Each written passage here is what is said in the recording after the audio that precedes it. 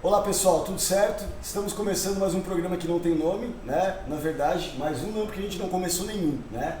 Mas estamos começando uma brincadeira aqui, fazer uma comida vegana, conversando sobre um autor que no caso é o nosso querido Michel Foucault, né? A nossa brincadeira, eu sou o Pablo Rosa, brasileiros, vamos conversar um pouco sobre Michel Foucault e ao mesmo tempo a gente vai fazer uma comida aqui que a gente vai almoçar daqui a pouquinho, né? Depois de uma caminhada na praia. Exatamente. Né? Então, coloquei azeite de oliva aqui, um pouquinho de azeite de oliva. Temos panela com água, que a gente vai fazer o nosso macarrão, né? O macarrão sem glúten, feito de arroz. A ideia é fazer um molho, um creme que seria feito com cenoura, pimentão, alho poró, cebola, e aí vamos colocar carne, cúrcuma, pimenta, sal, né, enfim, né, e vamos fazer o creme, né, com castanha de caju, que a gente vai bater no liquidificador para fazer um creme de leite de caju, de castanha de caju, né. Então, antes de começar a cozinhar, então vamos, queria começar te perguntando assim, o que você acha mais relevante, de repente, do pensamento do Michel Foucault? O que ele te trouxe, né, que te potencializou uma mudança, inclusive no caminho das tuas pesquisas, né, que vinha de uma tradição mais da criminologia crítica e agora passa para uma perspectiva mais pós-estruturalista, se preferir, né, enfim, mais essa tradição do pensamento do Michel Foucault. Uhum. Tá, beleza. Bom, acho que a primeira coisa tem uma questão aí conceitual, que você disse, né, da criminologia crítica. Eu acho que talvez esteja aberto assim, o que é efetivamente o conceito de criminologia crítica. Né? Uhum. Já há alguns anos a gente vem debatendo, eu e alguns colegas, e eu acho que talvez não esteja tão fechado assim a criminologia crítica do Foucault, sabe? Enfim, também, ainda que não seja dado esse nome, mas o importante é que eu acho que Foucault tem bastante coisa a acrescentar ou auxiliar na compreensão da realidade. Né? Uhum. Eu acho que o que Foucault desde sempre me atraiu muito é justamente essa capacidade que ele tinha de pensar a nossa atualidade. Né? É uma coisa que foi sendo abordada por Foucault sempre de uma maneira também histórica, porque óbvio assim, que de alguma maneira, para entender o presente, a gente passa por algumas questões históricas importantes, mas eu acho que realmente o que sempre me fascinou assim, no Foucault é o Foucault como uma chave de leitura. Ele até mesmo diz isso, né? Ele brinca no momento que ele pode ser entendido como uma caixa de ferramentas, né? E uma caixa de ferramentas bem útil e diferenciada para entender a nossa realidade, para entender o que se passa hoje no lado ocidental do planeta, na nossa modernidade. Uhum. E eu especificamente sempre estive mais ligado à questão da criminologia. Foi por onde eu fiz o meu percurso de pesquisa em mestrado e doutorado. Mas eu acho que Foucault vai muito além disso mesmo. De Foucault também passou pela questão criminal, principalmente na primeira metade da década de 70. Ele esteve muito ligado a isso a partir de 71, com a criação do GIG, e os cursos dele até 75, 76 também são muito ligados à questão criminal, coroado assim, com o livro de Jacques Bonny de 75, né? Mas a gente sabe que Foucault também passou por outras questões, como a sexualidade, A loucura, né? como a loucura, né? Então são vários temas que mostram como Foucault ele tinha, por conta dessa sua perspectiva filosófica, metodológica, uma capacidade de compreensão, né, de várias facetas da realidade, e que eu acho que realmente é um autor que tem certas qualidades muito únicas e que podem ajudar bastante em nossa atualidade, sabe? Acho que sempre foi isso que me fascinou, assim, um pouco. Só para falar, pessoal, eu coloquei alho, cebola, né, aqui, né, e com azeite de oliva, tá? Vou colocar alho poró agora e depois o pimentão e a cenoura. E outra questão sobre Foucault também que é interessante, né, eu imagino quando você conheceu Foucault inicialmente, você deve ter tido acesso, como acho que quase todos nós, né, ao Vigiar e Punir. Então esse era, quando a gente lia o Michel Foucault, a gente lia com aquele viés de que o pensamento do Michel Foucault se resume a uma sociedade disciplinar, né? E a nossa geração, que é uma geração que teve a possibilidade de acompanhar as traduções das aulas do Collège de France, né, em certa medida aprendeu a fazer leitura de outros Foucaults, né, sobretudo no campo do direito, né? Quando é que você, de fato, assim, teve essa leitura do Foucault mais aprofundada, que escapava dessa leitura apenas do Vigiar e Punir, assim, qual o contexto, né? E outra questão também, só para articular com isso, é muito comum hoje a gente escutar, né, em movimentos mais das direitas, assim, a ideia de que Foucault seria um autor de esquerda, um autor marxista, um desdobramento marxista. O que você acha disso? Beleza. Realmente, vamos botar assim, de uma forma geral, para as pessoas do campo criminal, como é o meu caso, normalmente o que se faz é que as pessoas têm muito contato com o Vigiar e Punir, normalmente com o curso que Foucault deu na PUC-Rio, né, que é a Verdade das Formas Jurídicas. Há também uma boa quantidade de pessoas que lê em Defesa da Sociedade, Segurança, Território e População e Nascimento da Biopolítica, que são os 3 cursos do Foucault, chamados cursos sobre o Estado, né? Por conta da análise da questão criminal ainda está muito ligada à questão do Estado. Então, normalmente, as pessoas do campo criminal elas têm mais contato com esses textos. E, normalmente, não tem muito contato com o chamado primeiro Foucault e nem com o terceiro Foucault. O terceiro Foucault, a gente tem até um tipo, digamos assim, de explicação um pouco mais lógica para isso, que é o fato de que esses cursos eles demoraram a ser publicados. Tá? O último deles foi publicado em 2014, se não me engano. Então demorou um tempo para que essas obras viessem ao público, e obviamente quando obras desse tipo de qualidade chegam ao público também demora um tempo para o público assimilar, ler e começar a utilizar esses textos, né?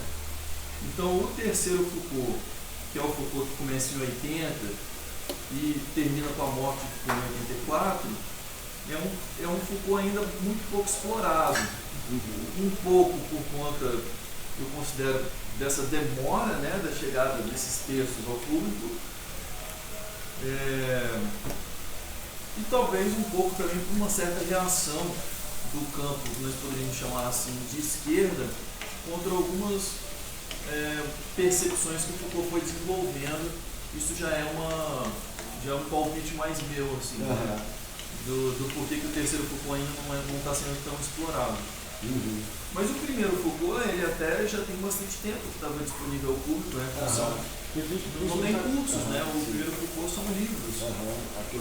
Então, realmente, o público não, digamos assim, o pessoal da área criminal não costuma ler muito, né?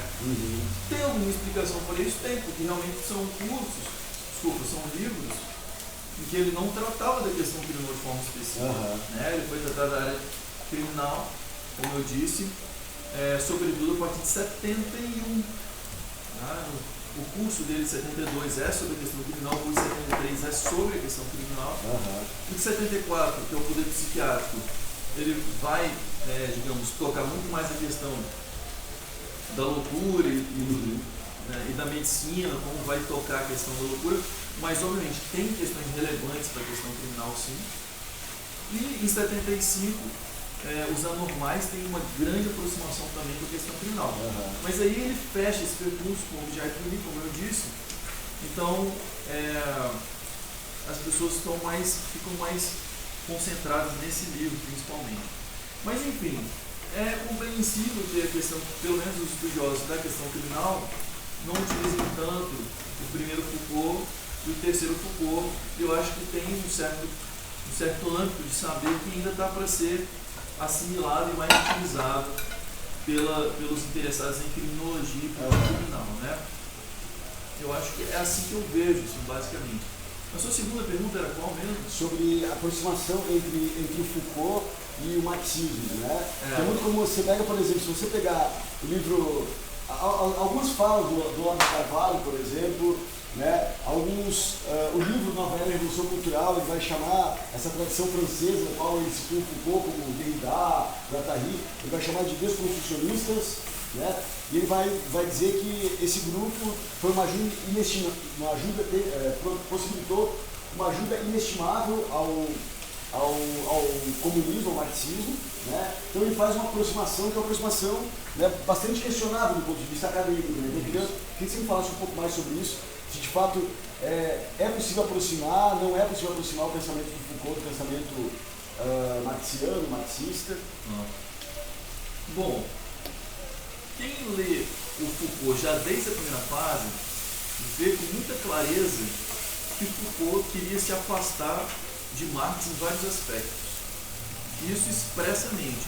Por exemplo, o livro dele da primeira fase, que provavelmente é o livro que teve mais aceitação acadêmica, mais repercussão, mais leitores, provavelmente é o livro As Palavras e as Coisas. Né? É um livro de 66. E esse livro, Foucault deixa muito claro, por exemplo, alguns distanciamentos dele com Marx,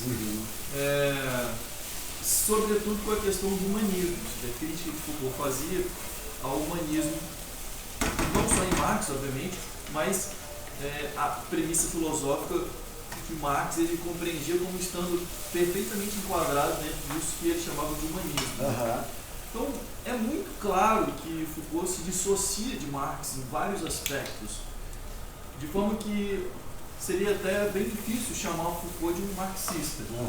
Né? Então, realmente, aí eu já digo que seria algo bem distante da realidade. E embora a gente consiga localizar a influência dele, se a gente pegar, por exemplo, a primeira parte de Sociedade Punitiva, ele traz uma relação muito forte, talvez a influência dele com o Schiller, talvez, né, com essa tradição do pensamento.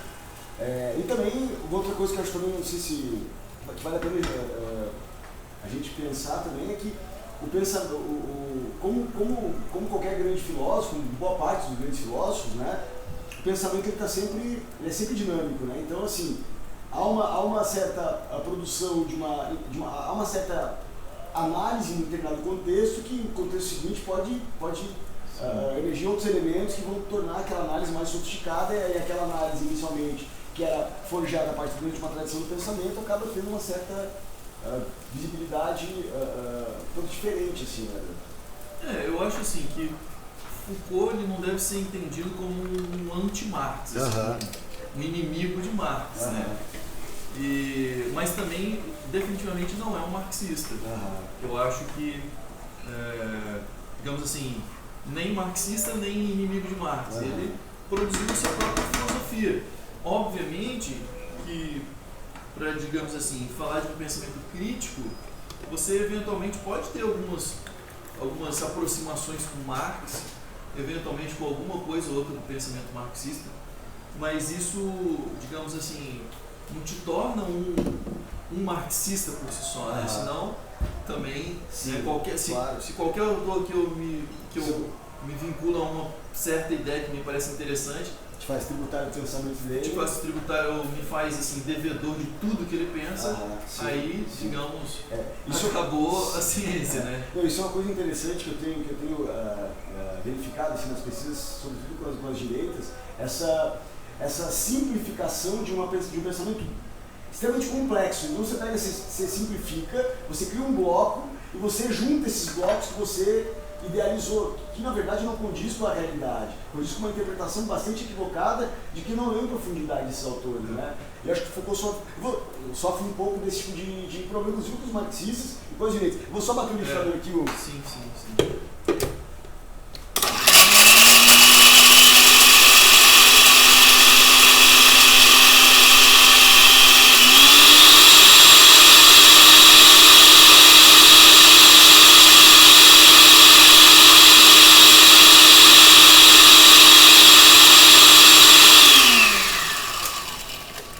A nossa pausa não é para o intervalo, a nossa pausa é para bater o liquidificador aqui, o creme de leite de castanha.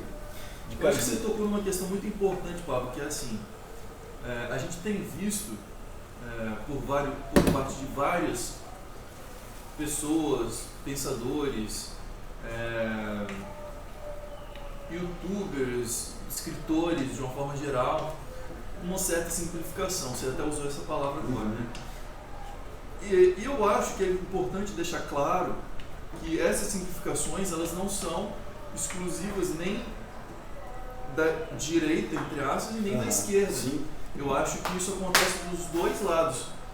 E eu acho que é bem mais interessante pensar fora desses conceitos, sabe? De esquerda e direita. Sim. Mas, assim, digamos, se a gente tem que utilizar essa nomenclatura aqui agora, eu diria que efetivamente eu não vejo essa simplificação como sendo da direita ou da esquerda. Eu vejo esse problema acontecendo dos dois lados, sabe? Então... Até porque também é muito comum as esquerdas, né, atribuírem, por exemplo, ao pensamento do Foucault a condição de pós-moderno, né? Assim, é muito comum, por exemplo, atribuir a condição de pós-moderno para tudo aquilo que tem uma visão mais crítica, mas que não faz parte do pacote marxista, né? Da mesma forma que em outros momentos históricos, tudo aquilo que não fazia parte dentro da literatura sociológica era tratado como positivismo, era tratado como, né? E a gente pega, inclusive, em livros que são referência nessa essa junção de perspectivas que se apresentam de maneira complicada, assim, né?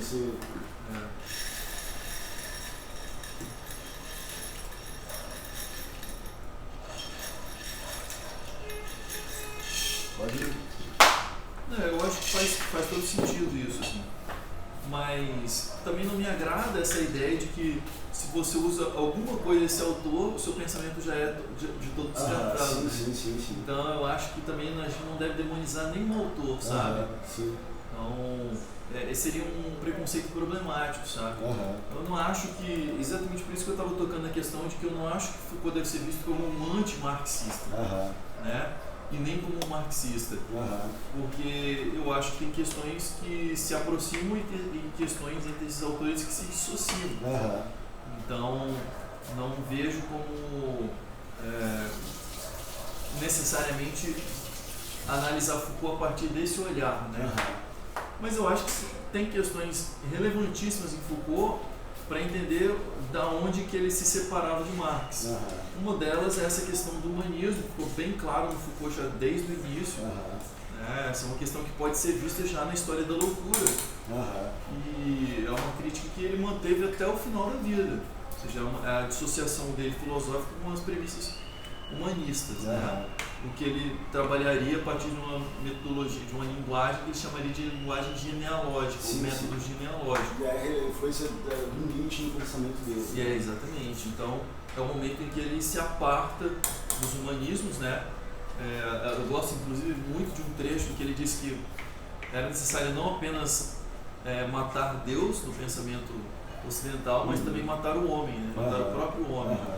Lógico, não estou falando de matar o homem, matar a ideia, exatamente. Mas o conceito, então, olha, conceito fixo de homem, né? Mas olha que interessante, eu me lembro quando eu estava no mestrado, era muito comum a crítica ao Foucault, assim, ó, o Foucault matou o sujeito, né? Assim como Nietzsche matou Deus, e aí também a interpretação que se tem, por exemplo, a tradição mais à direita, conservadora e cristã, nossa, mas Deus está morto. Mas é óbvio, você tem celular, né? A tecnologia, aquela verdade que era fundamentada, por exemplo, em dogma, ela vai sendo desconstruída pelo iluminismo, tá ligado? E concomitantemente esse iluminismo nasce essa visão humanista também, né? Sim, eu acho que nesse processo dele se afastar de alguns conceitos, algumas premissas como o humanismo, levou ele a sacar outras coisas, né? Aí você até citou o Nietzsche. Eu acho que o Foucault, de forma alguma, ele matou o sujeito, né? Ele parte de uma percepção do sujeito em que é um sujeito que é construído, né? Ou seja, um sujeito histórico, ou seja, que está sendo produzido a todo momento, e um sujeito precário, né? Por que precário? Porque ele está se refazendo a todo momento, ou seja, ele pode ser refeito, ele pode ser...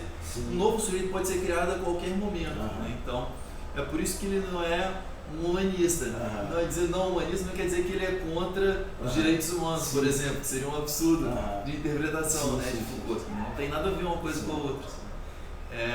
Você parte de uma percepção em que o humano, né, o sujeito em si, ele é uma produção constante.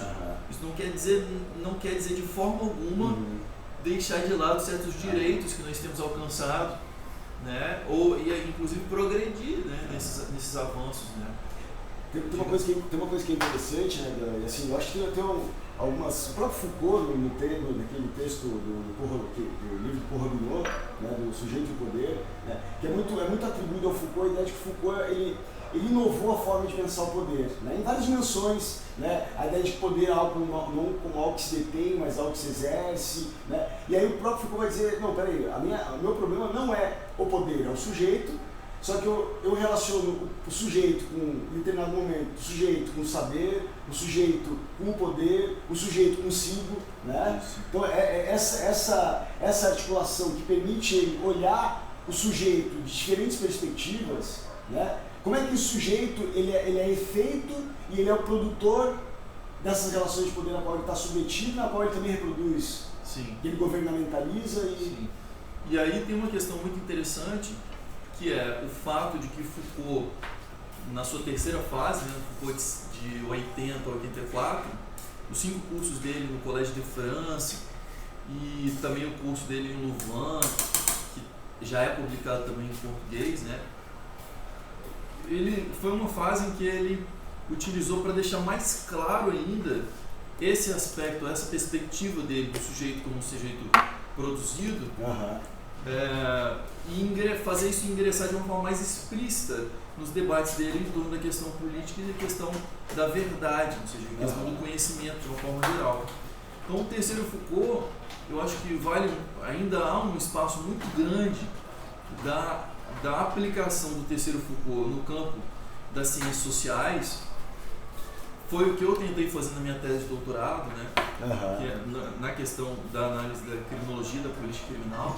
Mas enfim, eu acho que existe um campo aberto para a utilização desse terceiro Foucault ainda, de uma forma geral, em vários campos do saber, porque é um momento em que Foucault passa a deixar mais explícito a incidência dos sujeitos como um sujeito, né, que se modifica nessa interseção com o saber e o poder. Então Foucault, que ficou muito famoso na década de 70, a partir da linguagem saber e poder, né, ele, a partir de 80, ele acrescentaria um outro elemento aí. A gente poderia dizer que se o Foucault de 70 foi saber e poder, o Foucault de 80 é o Foucault da verdade, governo, subjetivação. Né? Então ele acrescentou esse outro elemento. Sim. Não que o sujeito não estivesse no Foucault desde o primeiro curso, isso já estava, já era uma premissa dele. A própria loucura, por exemplo, da doutorado dela mostra, já mostra isso com muita clareza. A subjetivação mostra, né? Mas eu acho que ele deu um passo à frente quando ele decidiu incluir esse outro elemento de uma forma mais expleta, de uma forma mais explícita. Sabe? Eu acho que isso foi um avanço dele. E qual o papel do dispositivo da sexualidade para a produção dele, para o entendimento desse sujeito, né? Nessa relação desse terceiro Foucault, assim? Não, o Foucault ele passa, se não me engano, no curso de 81 e 82, ele toca mais as questões da sexualidade, né? Eu acho que quando você entende a metodologia Foucaultiana, do terceiro Foucault, vamos falar do terceiro Foucault agora, né? Como sendo, digamos, uma chave de leitura, você pode utilizar isso para vários campos de saber, né? Você levantou agora a sexualidade, eu vinha falando da questão da criminologia, enfim, tem a questão da medicina, etc. Mas não só essa também, pode extravasar. Mas eu acho assim que um ponto fundamental seria que entender a metodologia dele a partir desses 3 elementos, eu acho que é uma forma muito útil como uma lente de ver a realidade, sabe?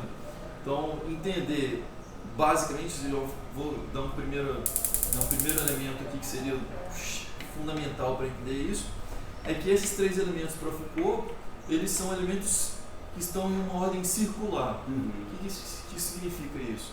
É que esses 3 elementos, eles se formam, eles se produzem. Então não existe nada fora deles, e também entre eles não existe um que seja preponderante, ou um que seja, digamos assim, a base, a origem, né? Então não tem uma origem e um fim. Esses 3 elementos eles estão se produzindo a todo momento de uma forma cíclica, né? Então, por exemplo, esse tipo de percepção já distorce um pouco de quem acredita que existe uma primazia da materialidade sobre a produção de conhecimento. né, ou sobre os conhecimentos de uma forma geral. Uhum. Então, quando Foucault diz que governo e verdade eles não estão um independência do outro, mas eles estão se produzindo, né, um ao outro, reciprocamente, ele, a partir desse momento, ele corta com as premissas que acreditam, por exemplo, em que os saberes eles decorrem de uma estrutura material. Né? Ou seja, é como se a partir de certas relações econômicas certos saberes saltassem dali, né? Ou seja, eles são devedores de uma matriz econômica, de uma matriz materialista. E Foucault definitivamente não acreditava nisso, né? Ou seja, assim como o governo, o poder produz saber, também o saber produz governamentalidades, né? Poderes. Então esses elementos eles estão numa relação de produção constante. E aí o sujeito, né, que é melhor, né, também eu acho que é um avanço no Foucault, terceiro Foucault, que ele já não usa muito a expressão sujeito, né, ele passa a usar subjetivação. Por que subjetivação? Porque justamente dá essa noção de movimento, né, de algo que está sendo produzido. Subjetivação.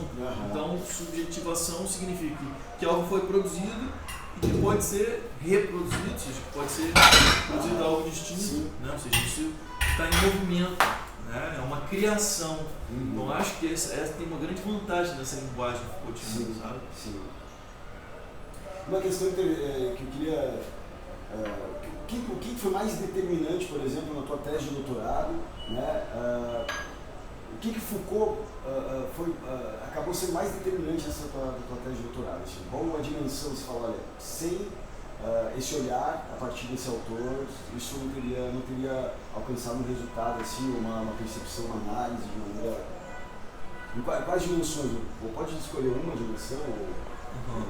Não, eu acho que o que é mais fascinante no terceiro Foucault, o que mais me chama a atenção é justamente a subjetivação. Né? Ele vinha já trabalhando essa relação saber-poder, que a linguagem troca, mas assim, a percepção é basicamente a mesma, né?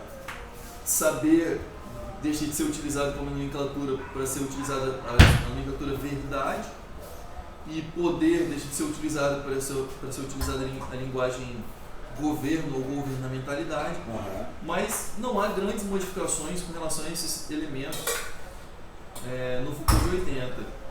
Mas a subjetivação, sim, né? Como ele traz isso de uma forma mais explícita, eu acho que é como se ele dissesse, olha, para pensar o que se passa na nossa política, na nossa realidade, não tem como deixar fora o fato de que o sujeito é uma criação, e não tem como deixar fora o fato de que, se o sujeito é uma criação, a gente tem que estar pensando o quanto que essa criação que a gente chama de sujeito influencia na própria produção dos saberes, na própria produção dos poderes, né, ou governamentalidades, e vice-versa. Ou seja, como que essa percepção de si, né, a produção de si ou o governo de si, o Foucault vai usar essas expressões, né, práticas de si, governo de si, para justamente indicar esse campo da subjetivação.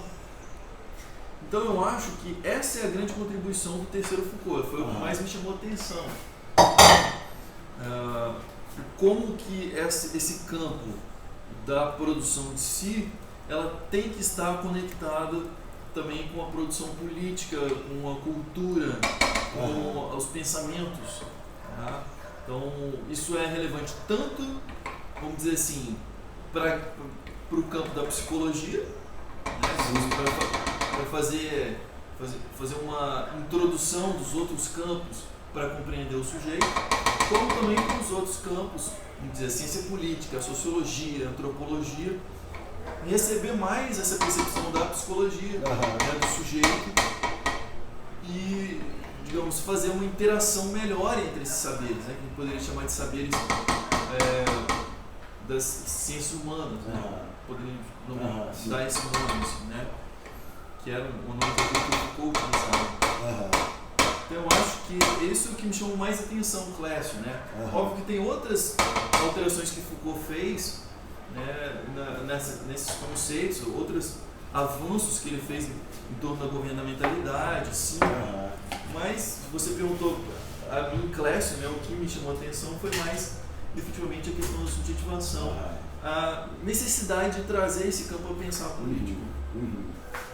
Então a gente terminou o ramo aí e está bonito o negócio. Tá bonito. Tá? Não dá pra vocês verem aqui, mas só uma massinha massa. Vamos concluir, o que você acha? Concluímos. Então concluímos aí, gente. Foi um bate-papo, o almoço com o Foucault. É nóis. Obrigado aí. Tchau. Até a próxima.